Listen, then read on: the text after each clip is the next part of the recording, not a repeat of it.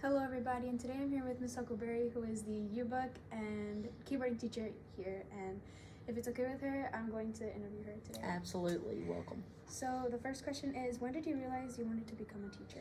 When did I want to become a teacher?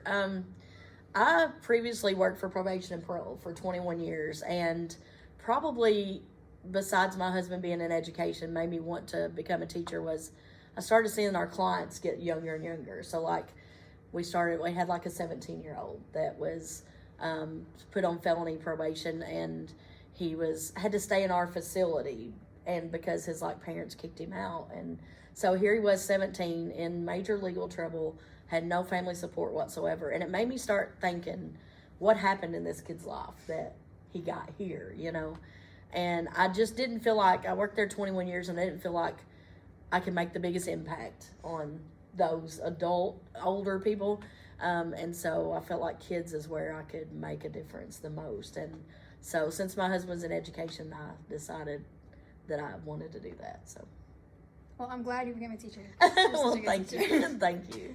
The second question is, what subject did you want to teach other than this one? Other than this one, well, when I first got into education and did some like student teaching, I did elementary, and I fell in love with third grade. So I really thought third grade's where I would be.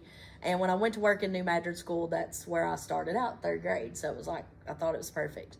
And I wanted closer this direction for where I lived. So I found this job opening, and they gave me this opportunity to work in middle school, and middle schoolers beat third grade by far. So I actually loved it. And I have a lot of people say, oh my gosh, middle school. But no, it's great. You guys are great. I love what I do.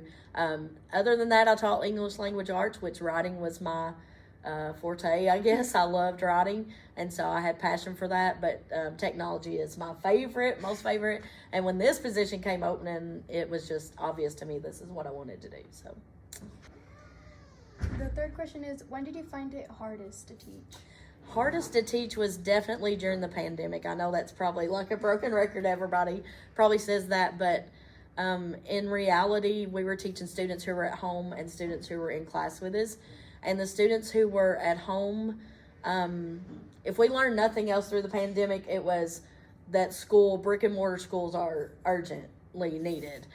Students who were at home trying to learn, parents still had to go to work. And so the students were left by themselves at an age that they're not developmentally ready to make responsible decisions. And so they didn't. They would do everything but do their work.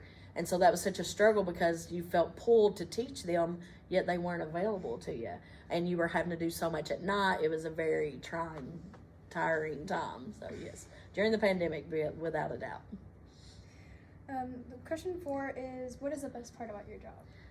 The students. Absolutely. Building relationships with you guys, getting to know who you are, because sometimes when you have those really big classes, it's more difficult. But my little bit smaller classes, I feel like we become family to some degree.